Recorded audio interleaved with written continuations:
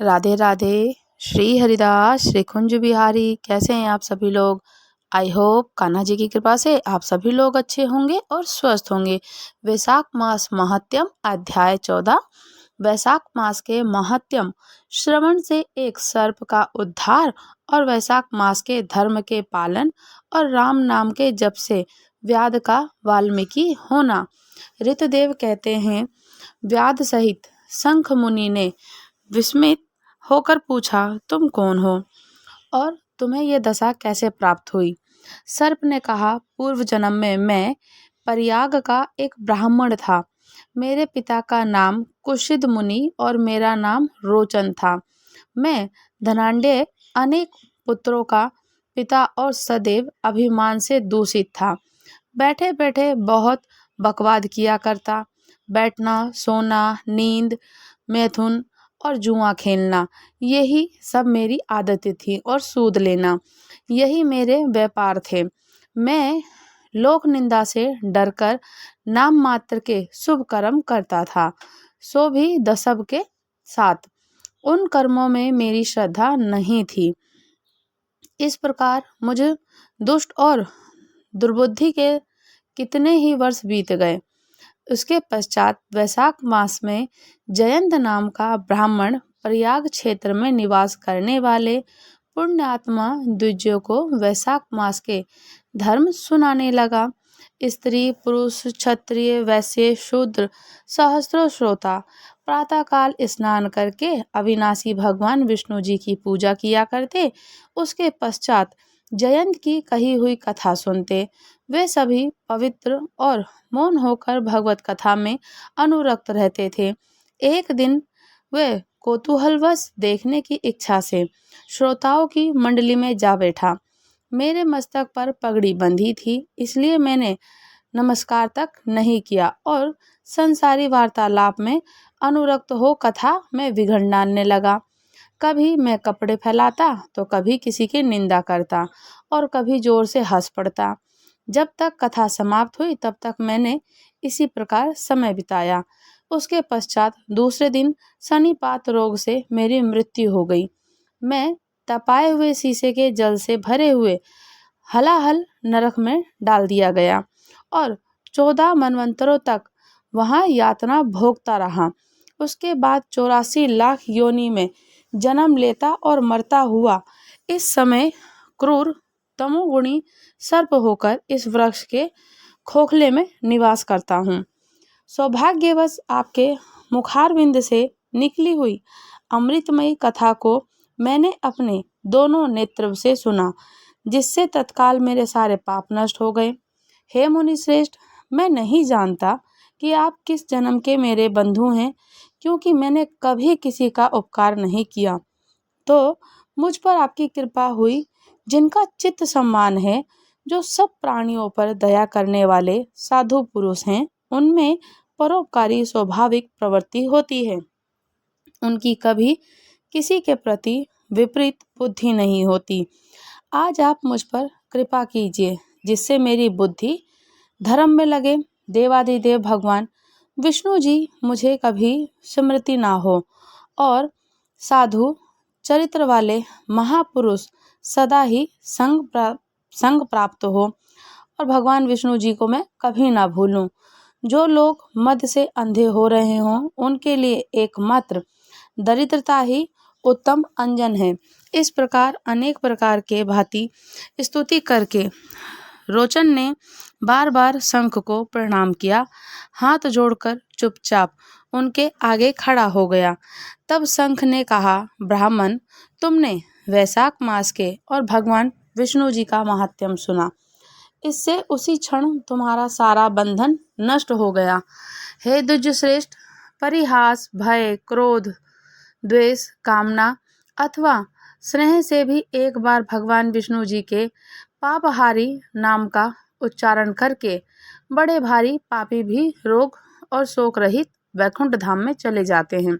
फिर जो श्रद्धा से युक्त हो, क्रोध और इंद्रियों को जीतकर सबके प्रति दया भाव रखते हों, भगवान की कथा सुनते हैं, वे उनके लोक में जाते हैं। इस विषय में तो क्या ही कहा जाए। कितने ही मनुष्य केवल भक्ति के बल से एकमात्र भगवान की कथा वार्ता में तत्पर हो, अन्य सब धर्मों का त्याग कर देने पर भी भगवान विष्णु जी के परम पद को पा लेते हैं। भक्ति से द्वेष आदि से भी कोई जो भगवान की भक्ति करते हैं वह भी प्राण हारिणी पूतना की भांति परम पद को प्राप्त होते हैं। सदा महात्मा पुरुषों का संग और उन्हीं के विषय में वार्तालाप करना चाहिए। रचना स्थिल होने पर भी जिसके प्रत्येक श्लोकों में भगवान के सुयश और सूचक नाम है, वही वाणी जन समुदाय की पाप राशि का नाश करने वाली है, क्योंकि साधु पुरुष उसी को सुनते और गाते हैं और कहते हैं जो भगवान किसी से कष्ट साध्य सेवा नहीं चाहते, आसन आदि विशेष उपकरणों की इच्छा नहीं रखते, सुंदर रूप और जवानी नहीं चाहते, अपितु एक बार भी स्मरण कर लेने पर परम प्रकाशमय वैकुंठ धाम दे डालते हैं। उन दयालु भगवान को छोड़कर मनुष्य किसकी शरण में जाए। उन्हीं रोग शोक से रहित चित्तों के द्वारा चिंतन करने योग्य अव्यक्त दयानिधि और भक्तवत्सल भगवान नारायण जी की शरण में जाओ। महात्मे, वैशाख मास में कहे हुए इन सब धर्मों का पालन करो, उससे प्रसन्न होकर भगवान जगन्नाथ तुम्हारा कल्याण करेंगे। ऐसा कहकर शंख मुनि व्याध की ओर देखकर चुप हो रहे हैं। तब उस दिव्य पुरुष ने इस प्रकार कहा, मुनि, मैं धन्य हूँ, आप जैसे दयालु महात्मा ने मुझ पर अनुग्रह किया। मेरी कुसती योनि दूर हो गई और अब मैं परम गति को प्राप्त हो रहा हूँ। ये मेरे लिए सौभाग्य की बात है। यूँ कहकर दिव्य पुरुष ने शंख मुनि की परिक्रमा और उनकी आज्ञा लेकर दिव्य लोक को चला गया। उसके पश्चात संध्या हो गई। व्याध ने शंख को अपनी सेवा संतुष्ट किया। उन्होंने सायंकाल की संध्या उपासना करके शेष रात्रि व्यतीत की। भगवान के लीला के अवतारों का और वार्ताओं के द्वारा रात व्यतीत करते हुए शंख मुनि ब्रह्म मुहूर्त में उठे और दोनों पैर धोकर मौन भाव से तारक ब्रह्मा का ध्यान करने लगे। उसके पश्चात शौच आदि क्रिया से निवृत्त होकर वैशाख मास में सूर्योदय से पहले स्नान किया। संध्या तर्पण कर आदि सब कर्म समाप्त करके उन्होंने हर्षयुक्त हृदय से व्याध को बुलाकर उसे राम इस 2 अक्षर वाले नाम का उपदेश दिया, जो वेद से भी अधिक शुभकारक है। उपदेश देकर इस प्रकार कहा, भगवान विष्णु का एक एक नाम भी संपूर्ण वेदों से अधिक महत्वशाली माना गया है। ऐसे अनंत नामों से अधिक है कि भगवान विष्णु जी का सहस्त्र नाम और उनके राम नाम का माना गया है। इसलिए व्याध, तुम निरंतर राम नाम का जप करो और मृत्यु के पश्चात मेरे बताए हुए धर्मों का पालन करते रहो। इस धर्म के प्रभाव से तुम्हारा वाल्मीकि में दूसरा जन्म होगा और तुम इस पृथ्वी पर वाल्मीकि ऋषि के नाम से प्रसिद्ध हो जाओगे। व्याध को ऐसा आदेश देकर मुनिवर शंख ने दक्षिण दिशा को प्रस्थान किया। व्याध ने भी शंख मुनि की परिक्रमा करके बार बार उनके चरणों को प्रणाम किया। जब तक वे दिखाई दिए तब तक उन्हीं की ओर देखता रहा। फिर उसने अति योग वैशाख योग धर्मों का पालन किया। जंगली केत, कटहल, जामुन, आम आदि के फलों से राह चलने वाले के थके पथिकों को भोजन कराया। जूता, चंदन, छाता, पंखा आदि के द्वारा बालों के बिछावन और छाया आदि का व्यवस्था से पथिकों को परिश्रम और पसीने का निवारण करता था। प्रातःकाल स्नान करके दिन रात राम नाम का जप करता। इस प्रकार धर्म अनुष्ठान करके वह दूसरे जन्म में वाल्मीकि का पुत्र हुआ। उस समय वह महायशस्वी वाल्मीकि के नाम से विख्यात हुआ। उन्हीं वाल्मीकि जी ने अपनी मनोहर प्रबंधक रचना के द्वारा संसार में दिव्य राम कथा को प्रकाशित किया, जो समस्त कर्म बंधनों का उच्छेद करने वाली है। मिथिलापति देखो वैशाख मास के महात्म्य कैसा ऐश्वर्य प्रदान करने वाला है, जिसे एक व्याध भी परम दुर्लभ ऋषि भाव को प्राप्त हो गया। ये रोमांचकारी उपाख्यान और सब पापों को नाश करने वाला, जो इसे सुनता है या फिर सुनाता है या जो पढ़ता है, पुनः माता के स्तन का दूध पीने वाला नहीं होता। धर्म वर्ण की कथा और कल की अवस्था का वर्णन, धर्म वर्ण और पितरों का संवाद, एक वैशाख की अमावस्या की श्रेष्ठता। मिथिलापति ने पूछा, ब्राह्मण, इस वैशाख में कौन कौन सी तिथियां पुण्यदायिनी हैं? तो ऋतुदेव जी बोले, सूर्य के मेष राशि पर स्थित होने पर वैशाख मास में 30 तिथियां पुण्यदायिनी मानी गई हैं। एकादशी में किया हुआ पुण्य कोटि गुना होता है। उसमें स्नान, दान, तपस्या, होम, देव पूजा, पुण्य कर्म और कथा का श्रवण किया जाए तो वह तत्काल मुक्ति देने वाला है। जो रोग आदि से ग्रस्त और दरिद्रता से पीड़ित हो, वह मनुष्य इस पुण्यमयी कथा को सुनकर कृतक होता है। वैशाख मास में मन से सेवन करने योग्य है, क्योंकि वह समय उत्तम गुणों से युक्त है। दरिद्र, धनाढ्य, पंगु, अंधा, नपुंसक, विधवा, साधारण स्त्री, पुरुष, बालक, युवा, वृद्ध और रोग से पीड़ित मनुष्य ही क्यों ना हो, वैशाख मास का धर्म सबके लिए अत्यंत सुख साध्य है। परम पुण्यमय वैशाख में जो सूर्य मेष राशि में स्थित हो, तब पापनाशनी अमावस्या कोटि गया के समान फल देने वाली होती है। राजन, जब पृथ्वी पर राजऋषि स्वर्णिका का शासन था, उस समय 30वें कलयुग के अंत में कभी धर्म का और लोप हो चुका था। तो उसी समय अनर्त देश में धर्मवर्ण नाम से विख्यात एक ब्राह्मण थे। मुनिवर धर्मवर्ण ने उस कलयुग में ही किसी समय महात्मा मुनियों के सहस्त्र याग में सम्मिलित होने के लिए एक पुरुष क्षेत्र की यात्रा की। वहाँ कुछ व्रतधारी महर्षियों ने कलयुग की प्रशंसा करते हुए कुछ इस प्रकार से कहा था कि सतयुग में भगवान विष्णु जी को संतुष्ट करने वाला जो पुण्य एक वर्ष में साध्य है, वही त्रेता में 1 मास में, द्वापर में 15 दिन में साध्य होता है। परंतु कलयुग में भगवान विष्णु जी को स्मरण कर लेने से ही उसे 10 गुना पुण्य होता है। कली में बहुत थोड़ा पुण्य भी कोटि गुना होता है। जो एक बार भी भगवान का नाम लेकर दया दान करता है, उसे दुर्भ क्षेत्र में अन्न देता है, वह निश्चय ही ऊर्ध्व लोक में गमन करता है। ये सुनकर देवऋषि नारद हंसते हुए उत्तम वेद के साथ और सम्मान नृत्य करने लगे। सभासदा ने पूछा, नारद जी क्या बात है? तब बुद्धिमान नारद जी ने हंसते हुए उन सबको उत्तर दिया, आप लोगों का कथन सत्य है, इसमें संदेह नहीं है। कलयुग में सफल कर्म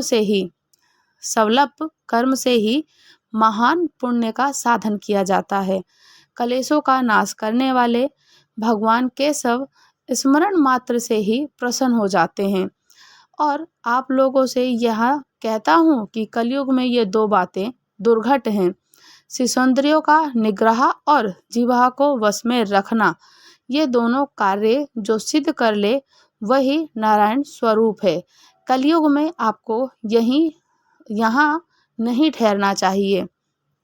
नारद जी ये बात सुनकर उत्तम व्रत का पालन करने वाले महर्षि सहसा यज्ञों को समाप्त करके सुखपूर्वक चले गए। धर्मवर्ण ने भी वह बात सुनकर भूलोक को त्याग देने का विचार किया। उन्होंने ब्रह्मचार्य व्रत धारण करके दंड और कमंडलू हाथ में लिया और जटा वकलधारी होकर वे कलयुग के अनाचरी पुरुषों को देखने के लिए घर छोड़कर चल दिए। उनके मन में बड़ा विस्मय हो रहा था। उन्होंने देखा मनुष्य पापचार में प्रवृत्त हो रहा है और वे दुष्ट हो गए हैं। ब्राह्मण पाखंडी हो चले हैं, शूद्र संन्यास धारण करते हैं, पत्नी अपने पति से द्वेष रखती है, शिष्य गुरु से वैर करता है, सेवक स्वामी के और पुत्र पिता के घातक में लगा हुआ है। ब्राह्मण शूद्र वध और गोए बकरियों के समान हो गई हैं। वेदों में गाथा की प्रधानता रह गई है। शुभ कर्म साधारण लौकिक कृत्यों के ही समान रह गए हैं। इनके प्रति किसी की महत्व बुद्धि नहीं है। भूत प्रेत और पिशाच आदि की उपासना चल पड़ी है। सब लोग मैथुन में आसक्त और उसके लिए अपने प्राण भी खो बैठते हैं। सब लोग झूठी गवाही देते हैं। मन में सदा छल और कपट लोगों के भरा मन में रहता है। कुछ और वाणी में कुछ और रहता है। क्रिया में कुछ और कुछ और ही देखा जाता है। सबकी विद्या किसी न किसी स्वार्थ को लेकर ही होती है और केवल राजभवन में उसका आदर होता है। संगीत आदि कलात्मक विद्याएं और राजाओं को प्रिय है। कली में अधम मनुष्य पूजे जाते हैं और श्रेष्ठ पुरुषों की अवहेलना होती है। कलयुग में वेदों के विद्वान ब्राह्मण दरिद्र होते हैं। लोगों में भगवान की भक्ति नहीं होती। पुण्य क्षेत्र में पाखंड अधिक बढ़ जाता है। शूद्र लोग जटाधारी तपस्वी बनकर धर्म की व्याख्या करते हैं। सभी मनुष्य अल्प आयु दयाहीन और सठ होते हैं। कलयुग में सभी धर्म के विख्याता बन जाते हैं और दूसरों से कुछ लेने ही उत्सव मानते हैं। अपनी पूजा कराना चाहते हैं और व्यर्थ ही दूसरों की निंदा करते हैं। अपने घर आने पर सभी अपने स्वामी के दोषों की चर्चा में तत्पर रहते हैं। कलयुग में लोग साधुओं को नहीं जानते, पापियों को बहुत आदर देते हैं। दुराग्राही लोग इतने दुराग्राही होते हैं कि साधु पुरुषों के एक दोष का भी ढिंढोरा पीटते हैं और पाप आत्माओं के दो समूहों को भी गुण बतलाते हैं। कलयुग में गुणहीन मनुष्य दूसरे के गुण ना देखकर उनके दोष ही ग्रहण करता है। जैसे पानी में रहने वाले जोंक प्राणियों के रक्त पीती है तो जल नहीं पीती, उसी प्रकार जोंक के धर्म से संयुक्त हो मनुष्य दूसरा को खून चूसता है। औषधियाँ शक्तिहीन होती हैं। ऋतुओं में उलट का फेर हो जाता है और सब राष्ट्रों में अकाल पड़ जाता है। कन्या योग समय में सेनापतियों नहीं रहती। लोग नट और नर्तकों की विद्या से विशेष प्रेम करते हैं। जो वेद वेदांतों की विधाताओं में तत्पर और अधिक गुणवान हैं, उन्हें अज्ञानी मनुष्य सेवा की दृष्टि से देखते हैं और वे सब के सब भ्रष्ट होते हैं। कलयुग में लोग श्राद्ध कर्म का त्याग करते हैं, वैदिक कर्मों को छोड़ बैठते हैं। जिह्वा पर भगवान विष्णु के नाम कभी नहीं आते। लोग श्रृंगार रस में आनंद का अनुभव करते हैं, उसके गीत गाते हैं। कलयुग के मनुष्य ना कभी भगवान विष्णु की सेवा देखी जाती है और ना शास्त्रीय चर्चा होती है और ना ही यज्ञ की दीक्षा है, ना ही विचार का लेस है, ना तीर्थ यात्रा है, ना दान धर्म है देखे जाते। ये कितने आश्चर्य की बात है। उन सबको देखकर धर्म वर्ण को बड़ा भय लगा। पाप से कुलहीन हानि होती देख अत्यंत आश्चर्य से चकित वह दूसरे द्वीप में चला गया। सब द्वीपों में लोकों में विचरते हुए बुद्धिमान धर्मवर्ण किसी समय कौतूहलवश पितृलोक में वहां उन्होंने कर्म से कष्ट पाते हुए पितरों को बड़ी भयंकर दशा में देखा। वे दौड़ते रोते गिरते पड़ते उन्होंने अपने पितरों को भी नीचे अंधकूप में पड़े हुए देखा। उनको देखकर आश्चर्यचकित हो दयालु धर्मवर्ण ने पूछा, आप लोग कौन हैं? किस दुस्तर कर्म के प्रभाव से अंधकूप में पड़े हैं? पितरों ने कहा, हम श्रीवत्स गोत्र वाले हैं। पृथ्वी पर हमारी कोई संतान नहीं रह गई।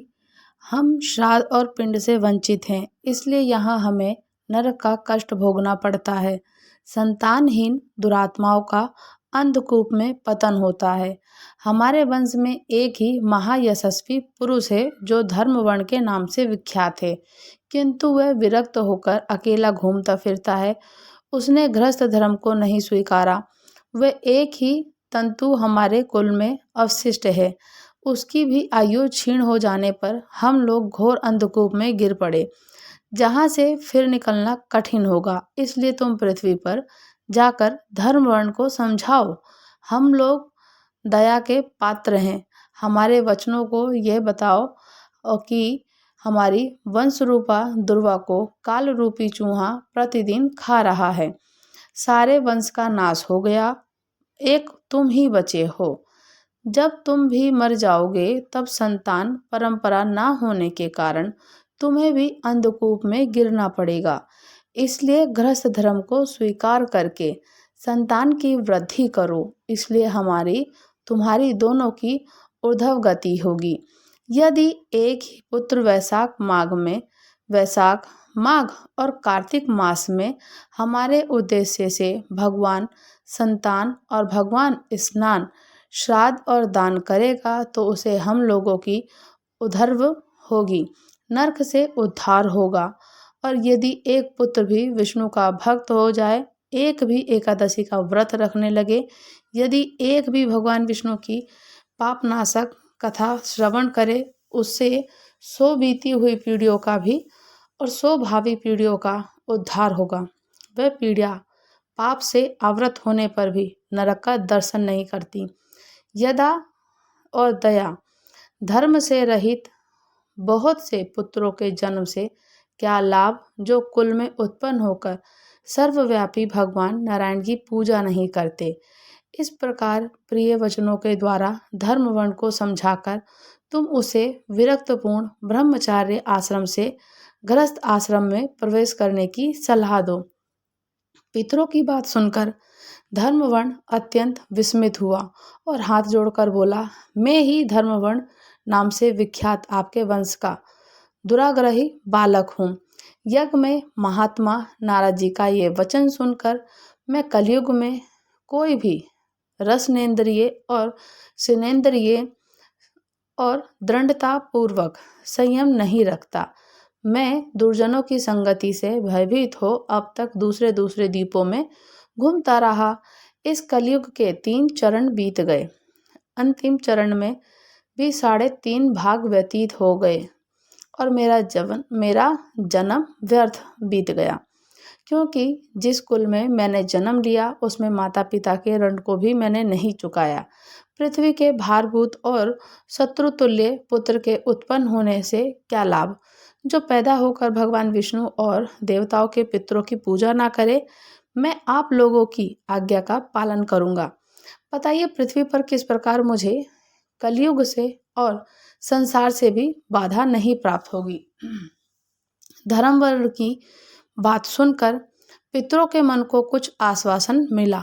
वे बोले, बेटा तुम गृहस्थ आश्रम स्वीकार करके संतान उत्पत्ति के द्वारा हमारा उद्धार करोगे और संतान उत्पत्ति से ही हमारा उद्धार होगा।